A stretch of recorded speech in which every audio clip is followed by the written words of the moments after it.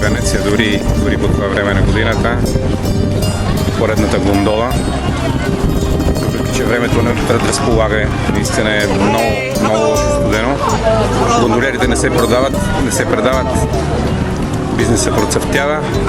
Естествено, че гондолера не е такъв, какъвто сме свикнали да го виждаме по снимките. С шапка и с традиционната фанелка. Сега с маратонки, яки и очила, но така или иначе гондолата е истинска и всички, които пътуват в нея са туристи и плащат доста добре, 80 евро на половин час. Сега ще ви покажа нещо друго. Една от новото от задължителните атракции на Венеция. Не може да е дошли да видиш тук. Bridge of Signs се казва, моста на светиите и на знаците за Signs, зависи как е изписано.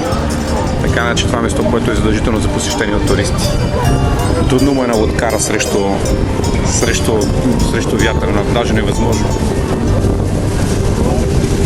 Bridge of Signs на гърба на Палацио де Дожи, палатата на Дожите и един от красивите каравани на Венеция.